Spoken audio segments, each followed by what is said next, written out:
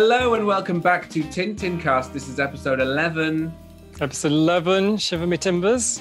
Indeed, a nautical themed episode this week. We're going to be covering two books, which, as you Tintin fans probably know, means we have come to the first double story, which is sort of, obviously there's been run-ons with Blue Lotus and so forth, but this is the first two-parter where it is specifically a two-parter. There's a prequel and a sequel, which is The Secret of the Unicorn and Red Rackham's Treasure. Or if you're in Denmark, I'm not going to even try and pronounce that. Oh, go on. And Hjørningen Hemmelgehed. Very good. And Rackham des Rødeskat. I can feel the inbox filling up as you speak. Yeah, what a crummy Danish accent. But yeah, when I was in Denmark in 1988 with my family, I went into this bookshop and they had this Tintin display and I was so enamored of it. I had to buy half a dozen Tintin books in Danish because they're just beautiful. And also the writing, I really like the way that the print is done. It's different to the English one. Oh yes, the font. Yes. It's almost like a handwritten style. So yeah, so these are books 11 and 12 we're doing this week. They are. So shall I give a bit of a background on this one? Yes, please do. So it's 1942 and Europe is in the midst of World War II.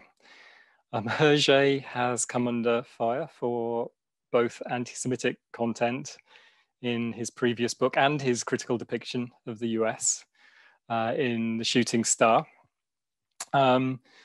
So for his this two-part adventure, he decides to play things a bit safer with a treasure hunt and a swashbuckling adventure on the high seas. So by this time, Hergé has got less work on his hands, or at least he's got more people to help him. So he's able to start researching things a little bit more thoroughly. So we'll see a bit of that in this book. So the first of the two books, The Secret of the Unicorn, starts being serialized in the pirate edition of Le Soir on the 11th of June, 1942. For those of you who've been watching the previous episodes of the podcast, you'll know that Le Soir is essentially the Nazi rag, the newspaper, the Brussels newspaper that the Nazis took over when they settled in Belgium. And Hergé's come under some criticism, it must be said, for continuing to write for them and to edit this children's supplement for Le Soir. So lots to talk about this week. Same adventure, two quite different books. Yeah, I thought so. And I can see why. And this is the first time I've read them since I've seen the Spielberg film, actually. It's the Spielberg-Jackson film, I should say. And when I was watching the movie at the time, I was expecting to read the books now and go, oh, they're quite different from the film. But actually, with the small exception of the addition of scenes from The Crab with the Golden Claws, you realise that the Tintin film only really included Crab with the Golden Claws because it had the introduction of Captain Haddock in it. That's literally why they did it, because, Secret of the Unicorn starts with Tintin discovering this ship at a market, which is a very pretty model that he really wants. And suddenly everyone's bargaining for it. And he's like, what on earth? This must be really important, but I'm giving it to Captain Haddock as a present. But in the film, they change it to he's just interested in it. And then because of his adventures, he gets involved with Captain Haddock. And then they go on the plane crash. And then it goes into Red Rackham's Treasure, the second book, minus the Shark Submarine and Professor Calculus and so forth, which we'll come to later. But yeah, it's a great beginning, The Secret of the Unicorn. It starts off like all the other Tintin books, really, that once they hit the stride, which is what's this? There's a bit of a mystery going, but he becomes an explorer rather than a detective from this point on because of the war. They didn't want him being a reporter and uncovering that kind of story because, if you're being ruled by the Nazis, you don't really want a story about an intrepid reporter uncovering the truths of historical unfairness and so forth. So very early on, it's got some amazing scenes with Captain Haddock. I think he's just brilliant in this one. It's interesting that you mentioned about Tintin becoming more of an explorer. I think Snowy even says at one point, "You're a real Sherlock Holmes, Tintin." It's like, okay, no, don't think of him as a journalist anymore. He's not going to do anything political. He's just an explorer. So Hergé very much trying to get out of all things political there. But the whole sea adventure that Captain Haddock recounts about his ancestor, Sir Francis Haddock, is beautifully drawn and framed, just with Haddock being totally theatrical and doing his crazy, clumsy fighting around the living room. And then when Sir Francis gets tied up and things are looking not too good for him, then Haddock's kind of drinking his whiskey and getting more morose about it. It's beautifully done. Oh, it's so beautiful. And they did that well. They translated that well into the film as well, because they keep cutting between, the ship would come over the horizon and change the scenery in the film and stuff. Whereas in this, you've got him reenacting some stuff. And there's a nice callback to that later on, which I'll come to, which is at first you think that he might be remembering his ancestor a little bit biased, like oh, he was just like me, Haddock. He's just like Haddock. He swore and he just said an endless stream of insults that got more and more ridiculous. But later on, you actually find out from the parrot that he was exactly like that. He was exactly like Haddock, and that basically Haddock is a absolute living, breathing reincarnation of his ancestor, which I absolutely loved. And I loved the fact that when Haddock is telling the story, he tells it from the point of view of someone who's obsessed with whiskey.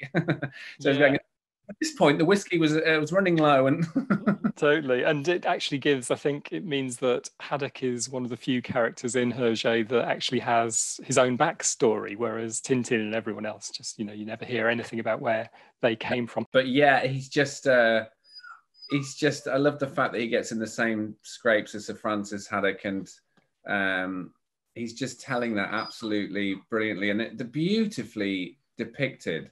Yeah, there's these the panels both of the boat and of the fighting. Mm-hmm. Apparently the fight scenes on the ships was inspired by Captain Blood, which was apparently a 1935 film by Michael Curtis.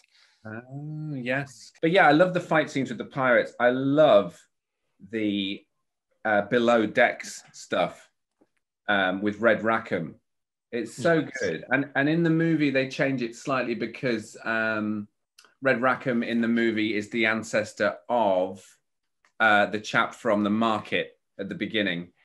In the movie isn't what's his name, Ivanovich Sakharin, the collector. He's got the smaller part in the book, but in the film he's the main baddie protagonist, isn't he? Whereas the Bird brothers get the smaller role in the film. Well, I don't think the Bird brothers are not that consequential. I don't think they're a little bit scheming and so forth, but they're sort of no better than previous B villains who've come in before. They're there in the book. They're not that memorable, but Sakharin. I think the makers of the film realized Sakharin and Red Rackham looked very similar with their pointy beards, and actually, in the context of the film, it's very clever because that's a good twist. That's the reason why Sakharin is so obsessed. He wants the treasure. He is the ancestor of Red Rackham, and he and Captain Haddock fight at the end. They actually fight with cranes and stuff. So it's a very sort of big movie version of it, but they sort of needed, I can see how they needed to do that because these two books don't necessarily translate 100% to a movie script. No, I mean, they're very cinematic though, because you've got a lot of these panels again, sort of half-page panels where you've got the beautifully drawn boat, which I think was much more accurate than previous ships that Hergé had drawn. I think it was actually copied from a real 17th century ship called Le Brilliant. And also Red Rackham apparently was a real person, Jean Rackham. Apparently seized control of a ship in 1718 from another pirate, Charles Vane, and was caught and hung 2 years later. And rightly so. Exactly. I love this sequence here. It's a beautiful night. Yeah, I love the silhouettes. Whenever Hergé does silhouettes, it's just beautiful. It's so dramatic and yeah, classic and incredible. And then we get into halfway through Secret of the Unicorn, we get into the sort of meat and potatoes, which is getting them out of Tintin's house and off on an adventure where there's like men with guns and they have to go on a ship, and which is kind of classic Tintin, isn't it? We're going on an adventure, we're going on a mission. There's some great scenes in Marlinspike. The family, the ancestral home, Marlinspike, is introduced for the first time. Yeah. The name apparently comes from a Belgian town called Sarre-Moulin, and the design of the mansion is based on the Chateau de Cheverny in the Loire Valley in France. But it's a wonderful family pile, isn't it? Oh, it's beautiful, and it becomes incredibly relevant later on. That's what I like about this book. It's very clever the way it sets things up and pays them off, because there's something in that hall. I mean, obviously we find out what's in the hall later on, but there's something in there that you're actually in this treasure room, and later on you find out that the thing they were looking for was, which is what I loved about it. It's very Wizard of Oz. that if you can't find what you're looking for in your own backyard, it wasn't really lost, Yeah, interesting. Yeah, the whole book is kind of anchored around Marlinspike, and in fact, the entire first part, The Secret of the Unicorn, is entirely within Belgium. The Tintin doesn't get out of the country, I don't think, until Red Rackham's Treasure. And then at the start of the book, obviously, the Bird brothers, Gustave and Max, own Marlinspike. They're the sinister antique dealers. That's right. And I love the fact that Marlinspike ties more into Haddock's past than he knows. It's not just a story about a ship and a captain and, Sir Francis Haddock and I'm just descended from him. It's more like, pay attention to what's happening at home, because it's really, really important. And I love that. It's got that Citizen Kane vibe to it. Oh. The room of treasures, and everyone's like, I wonder who Rosebud was. And it's like, there. So if you're going to compare Tintin to Citizen Kane, you might as well go for it and say that they're just as good as each other. Absolutely. Timely. I just watched Mank at the weekend. Very good. Oh, it's great, isn't it? Any films about screenwriters I always really appreciate, as I am one. Yeah. But yeah, the second half of Secret of the Unicorn reminded me of Black Island. The second half of the book, it's set around shenanigans in a big house. There's dogs running around, there's traps, there's people fighting with guns running upstairs and stuff. It reminded me of the scenes in the beginning of the Black Island. It feels, to me, Unicorn feels more like Hergé's earlier work. It's more of that Hitchcockian mystery, suspense sort of thing. There's something's happening. There's a crime. There's a MacGuffin. In this case, it's the model of the ships with the parchment in the mast, which makes it actually very different from the Red Rackham book, which we'll talk about in a minute. The first half of Secret of the Unicorn is the setup, the clue, the MacGuffin, Haddock's history, and then Marlinspike action. That's basically what happens in Secret of the Unicorn. Red Rackham's Treasure goes to sea, and I think you can tell by the shark submarine. Yeah, there is a one thing that I spotted at the very end of Secret of the Unicorn, which I haven't seen. You maybe correct me if I'm wrong, but I haven't seen this before in the Tintin series. On the very last panel, actually, Tintin breaks the fourth wall, and he addresses the audience directly and says, no doubt before discovering any treasure, we shall have lots of adventures, dear friends, which you can read about in Red Rackham's Treasure. Which is kind of blatant marketing, really. It is. It's like when they do that in The Simpsons, except they cheat it on The Simpsons. And they go, who shot Mr. Burns? And he goes, well, I can't solve it. Can you? And looks at the camera, and then it goes over to Chief Wiggum, and he goes, well, I mean, I'll try. It's my job. It's my job. So it's always like that moment. But I think Hergé had to be quite blatant with that and say, hey, folks, the story will continue. I mean, also, it works well because Tintin's a reporter, so he's sort of saying, hey, readers, join me next time. On to which we go. And I love the way this starts with the two old sailors in the bar. Yeah. It's a bit like Titanic, Red Rackham's Treasure, when it starts. And they do actually mention the Titanic at one point. sarcastically, I think Haddock says, "What do you think I'm looking for? The Titanic? Or where do you think this unicorn is from? The Titanic?" And it's a good way of getting you into the story again. It's like, just in case you've forgotten, these two sailors, you're eavesdropping on them and they're going, "Oh yeah, and this happened. Did you hear that this happened and this happened?" And then we lead into, like a normal Tintin, every normal Tintin story, there's a instant furore about who's who and who's got the rights to the treasure and who's, so suddenly everyone's going, I'm Red Rackham's descendant. I'm Red Rackham's descendant. And there's a great scene at the beginning with just all of his so-called descendants making claims to the treasure. And then on page 5, we have the introduction of quite a colourful new character, at which point the Tintincast is complete and fully formed. Professor Calculus joins us. Please speak a little louder. I'm hard of hearing. And he follows in a long line of sort of mad professors and scientists, doesn't he? There's Sarcophagus in Cigars of the Pharaohs, Alembic in King Ottokar's Sceptre, and was it Fossil in The Shooting Star? Yeah, that's right. He's been hinted at many, many times, but now he becomes Hergé's go-to mad scientist. And he's based on this Swiss inventor called Auguste Piccard as well. Yeah, I love it. It looks really similar, actually.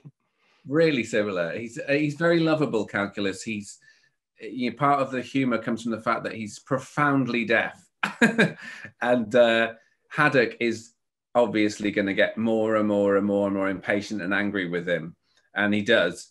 But Cuthbert Calculus is so charming and eccentric and brilliant that you just love him immediately. You see very quickly what the kind of stuff he invents. He's a bit like Doc Brown in Back to the Future. He invents crazy contraptions, Rube Goldberg style things. Yeah, there's the whole scene in his laboratory, isn't there? Is it on page 7 where he's just allowed to create chaos, where Haddock and the Thompsons are kind of stumbling around his laboratory and falling over things and falling into these various contraptions and machines. And yeah, it's lovely. It's very steampunk, and he's a sort of classic, almost like a Disney scientist, isn't he? But we haven't mentioned the Thompsons, actually. The Thompsons are in this loads, and they're really, really funny. They have so much slapstick and confusion and fun. And they're both chewing tobacco, and it gives them a few panels going. In Unicorn, they have this brilliant thing where they kind of keep getting their wallets stolen, and they're like kind of think up more and more outlandish plans to keep their wallets safe. And we should actually give a name check as well to Aristides Silk, who is this kleptomaniac pickpocket with a penchant for filing wallets in his office.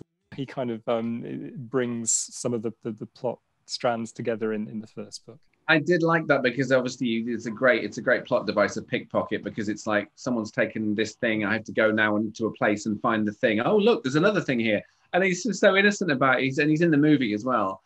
He just says, "Oh, I was just trying to collect these. I really love collecting them." It's like, these are people's wallets, mate. I really have to collect them. Okay, dodgy. You're on shaky ground legally. But I think in the movie as well, they give the Thompsons much more slapstick in regards to chasing the wallets, which is quite nicely done. Again, I think the movie did a cracking job of putting together all that's great about Tintin. And they have these, the Thompsons get to wear these wonderful sailors outfits, another of their costumes in Red Rackham as well, don't they? And then Tintin has to tell them off for stealing each other's pillows in the cabin and suitably sheepish. There's some fantastic scenes on the boat. I love it. There's a scene where Haddock thinks he's found a bomb, and it's like that becomes, well, why is there big bits of sheet metal here? When they get aboard, when they get to land, rather, on the island, you've got some great sort of moments. Again, classic moments like the Thompsons can never board or leave a ship without having some kind of accident. They get their feet bitten by crabs this time. This book contains one of 2 frames that Hergé said were his favourites in the whole of the Tintin series, and I think we mentioned the other one before because it was in the Crab with the Golden Claws. This is Hergé's other favourite frame at the top left of page 25, I think. Yes, I know the one you mean. It's beautiful. Yeah, it's beautiful. I mean, you could easily just overlook it because there's there's no dialogue. It's just essentially Haddock walking out of the boat and Tintin and the Thompsons pulling a boat to shore. But Hergé talks about it in this, it's sort of a triangular composition, and it's got a real perspective to it. And Hergé always seemed to like drawings that drove the story forward and actually did a lot within a single frame. And what you see in this particular frame, you've got Haddock in the foreground with his gun striding purposefully up the beach, and then Tintin and the Thompsons and Snowy left to try and haul this rowing boat out of the sea behind them. And then right in the background you see the Sirius, the boat that they've just got off as well. But it's a beautiful composition. It's the kind I would have as a still image. I'd put that on the wall. The ship's behind him, so it highlights, it pushes him forward, but he's highlighted against the ship. It's absolutely amazing. And the ship being the Sirius, which is, we saw the Sirius in The Shooting Star as well, didn't we? Which is his friend Chester's boat. That's right.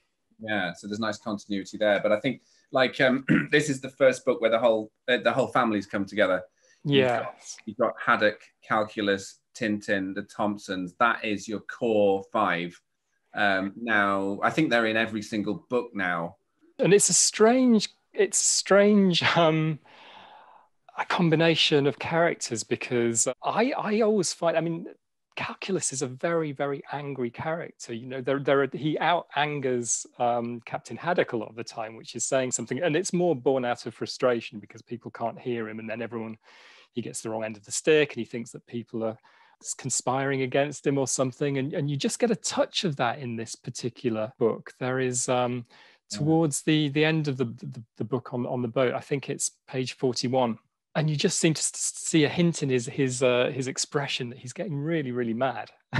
Oh yeah, and I remember further ahead a few books, the Moon ones. There's a bit where I think Haddock calls Calculus an old goat. I think Calculus spends the next 2 pages looking really cross, and he shouts, "Goat, goat!" He's so. I thought, wow. I remember thinking as a kid, Calculus is so scary in that, but he's so angry he just loses his cool completely. So Tintin's getting pushed further and further onto the fringes of the story with obviously this huge character in Haddock. You've got Calculus and his funny misunderstandings and his anger as well.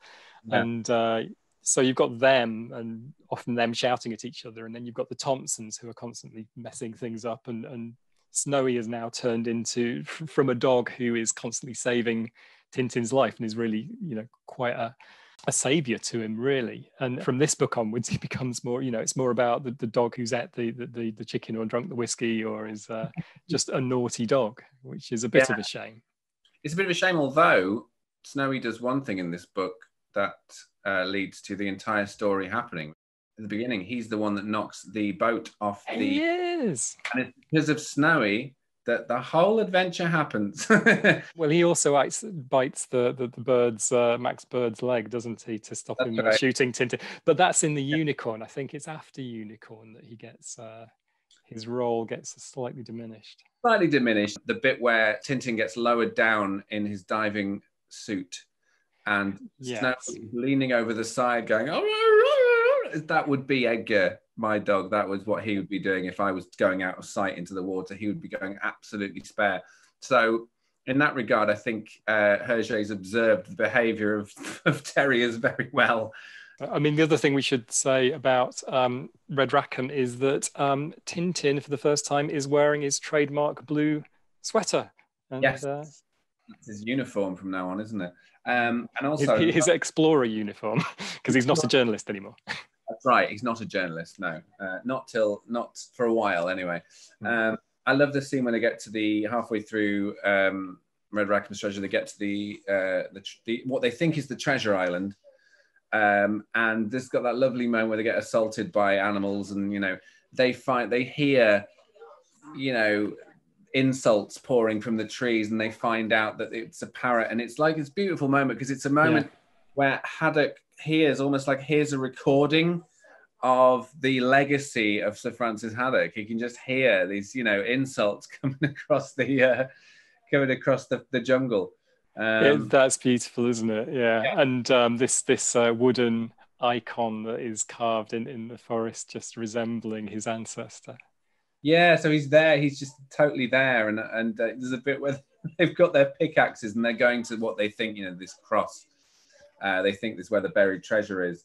And there's parrot, as they're just coming past, randomly this parrot just goes, "Baboon, freshwater swab." And Haddock just goes, "Hello, my old friend." He's like, yes, I know what's going on here. And then obviously they try, it's a buried treasure thing. They're searching for buried treasure from a map, from clues. And then this is all the way up to page sort of 56, 57. Oh, well, and they dig and they don't find anything. You're like, oh.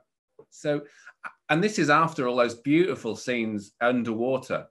Yeah. Where, you've got Tintin in the diving suit with the shark attack. The shark marine, yes. You kind of think that that's going to save the day and find the treasure, don't you? Yeah, well, that's it. It's there. You think this is going to be a great adventure thing. First of all, the prototype collapses in Calculus's lab. Then when they actually use this version, all that happens is he gets tangled in some weeds and has to come back up. That's basically how they use that. Otherwise, it just doesn't do anything. But also Haddock, what a brilliant comedy sequence of Haddock goes down after several false starts. He finds a bottle of 200-year-old rum. And then you've got this brilliant cut to, he's been down about 50 times and got 50 bottles of rum, and he's looking at them and they're like, I really hope there'd be some treasure down there. Again, it's such a brilliant Haddock characterization. He's just obsessed. He's found this stash of rum. It's so good. It is. It's beautiful as well. Yeah. But all that underwater stuff is brilliant. It reminded me a bit of Jaws, actually. You've got this the 3 men on a boat thing. You've got, it's 5 men in this case, but you've got Haddock is sort of like the Robert Shaw, the Quint character. The old soak. And so we find out that the treasure is not, in fact, buried on the island or down with the sunken unicorn. Of course, it turns up under the Eagle Cross in Marlinspike. So as you say, in fact, the sea adventure doesn't achieve anything other than bringing the 3 characters together. Calculus towards the end, sort of, you realise then that he already has enough money to help Haddock buy his ancestral home at Marlinspike. And I hadn't remembered actually that it wasn't Haddock that purchased Marlinspike with the treasure. It was Calculus who bought it for him. Yeah, I'd forgotten that. And just from the funds from his invention, the shark submarine.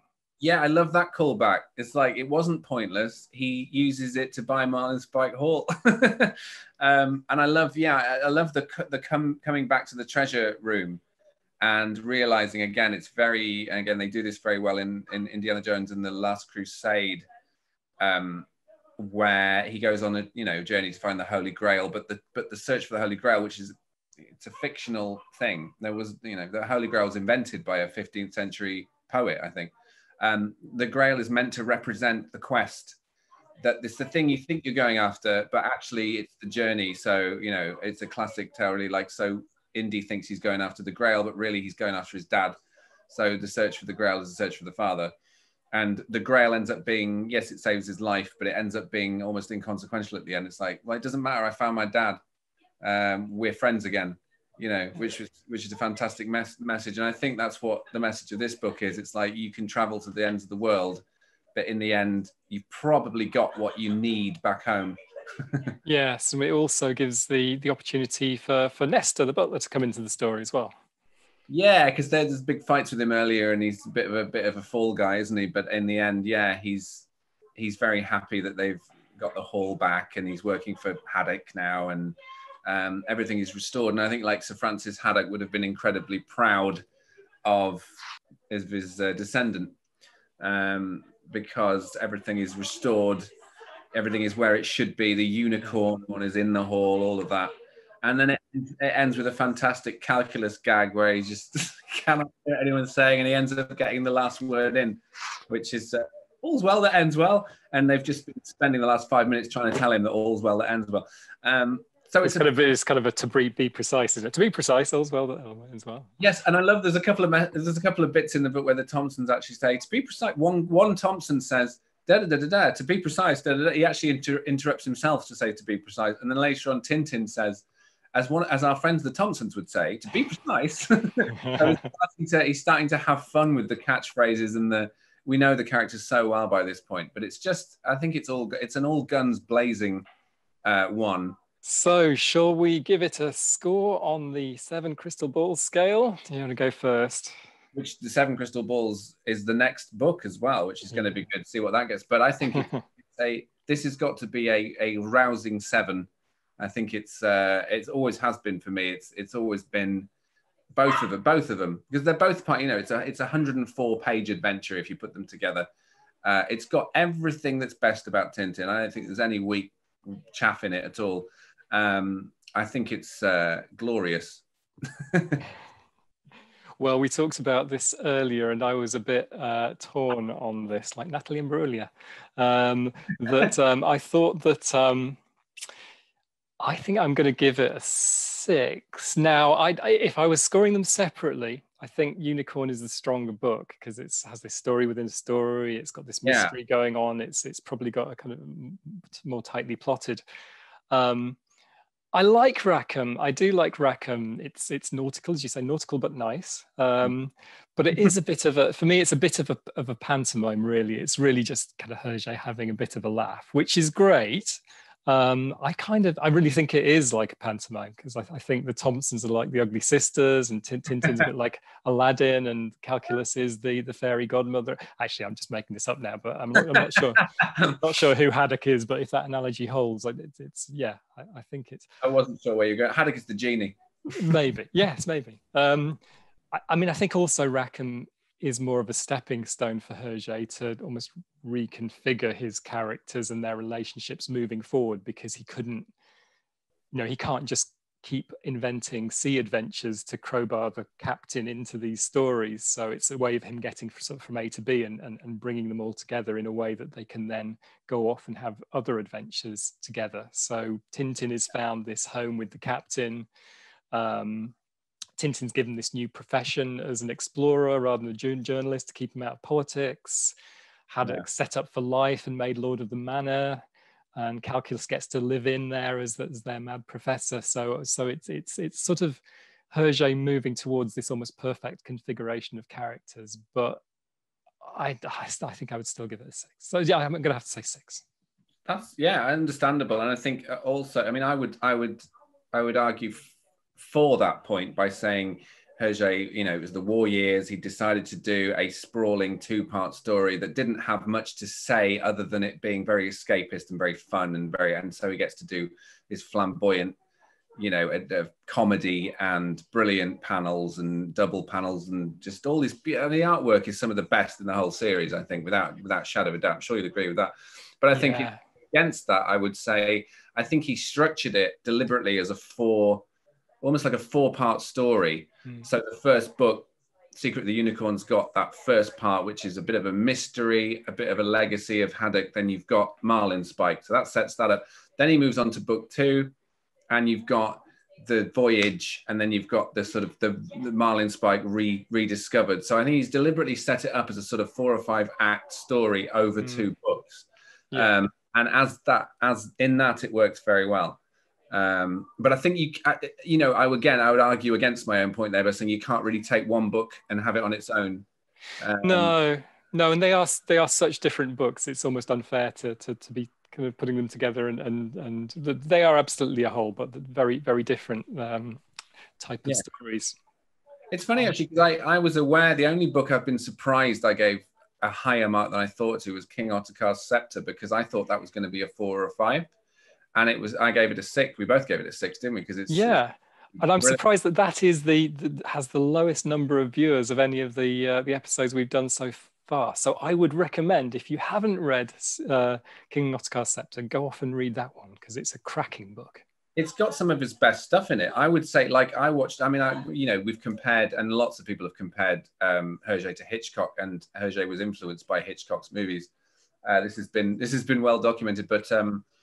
I think I watched a film called Saboteur the other day, which is 1972, and I hadn't seen it. I either hadn't seen it or hadn't seen it for a very long time, and it's absolutely fantastic. I mean, I would say I'm a big fan of his obvious ones: Psycho, North by Northwest, Vertigo, Rearward. I mean, they're classics. But Saboteur it's kind of got the best of Hitchcock in it. It's got the man on the run. It's got, the mistaken identity. It's got the villains, the showdown in the cinema. It's brilliant. I think Saboteur is it's under talked about, Saboteur. And I think King Ottokar's Scepter is the Saboteur of the Hergé series, Tintin series. When people discover it, they'll be like, oh, this is one of the best ones. Yeah. Oh, well, let's wrap things up. So, The Secret of the Unicorn, the first in this duology. Is that the word? Duology? Don't know. Yeah, let's say duology. The Secret of the Unicorn finished being serialized in the Soir in January 1943. Red Rackham started just the month later. So Hergé really did just flow straight through with these, and the whole of the adventures wrapped up in Le Soir on the 23rd of September 1943. The very first printing of Secret of the Unicorn sold 30,000 copies, and Hergé was really happy with this story. It became one of his favorite adventures to date. Red Rackham's Treasure then since became the best-selling story of the whole of the Tintin canon. And in fact, in 1952, these two books were chosen by Casterman to become the first Tintin adventures to be published in Britain in English. And this was 7 years before the versions that we know today, the versions that Leslie Lonsdale Cooper and Michael Turner get involved in translating. So if you do find any of those 1952 English Casterman editions in your attic, like Haddock, you could be very rich indeed.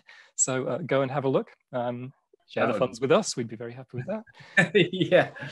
Yeah. But I just noticed as well, I was saying this to you the other day, Marcus, that I noticed that this is a show that we do for our love of Tintin and love of doing it and chatting about stuff. But we noticed we broke 1,000 views on episode 1 recently, which is great because this is not something we're out pushing, marketing, making a big fuss about. It's just something we wanted to do for ourselves and for anyone else who enjoyed it. But it's really nice, as someone who's done a web series before, you kind of care so much about views and hits and all that. With this, we just did not do this for that, but people are enjoying it and people are watching it, and that's really gratifying. There's obviously a lot of Tintin fans out there who are really keen to see new content on Tintin. So, and as I was saying, lots of Tintin fans coming out of the woodwork. I was, as I was saying to you, I was in Argyll taking a short holiday over the weekend, and the B&B where I was staying actually looked through into the private quarters of the Airbnb owner, and he had this quite big Tintin and snowy wooden statue around the time of the Black Island. So I was telling him all about this as well. So yeah, I was quite jealous of that actually. Yeah, I think that they're a key pair of books, these two, and I think I can see why they chose to make the movie 75% about these two books, because it's a great introduction to. It's almost like the North by Northwest of Tintin, and that he goes on this big adventure. It's a lot of fun. It's got every element, all the characters at their best. But I'm really looking forward to next week because I haven't read The Seven Crystal Balls for about 20 years. Yes, well, in preparation for next time, thinking about where Hergé is and how things are in Belgium.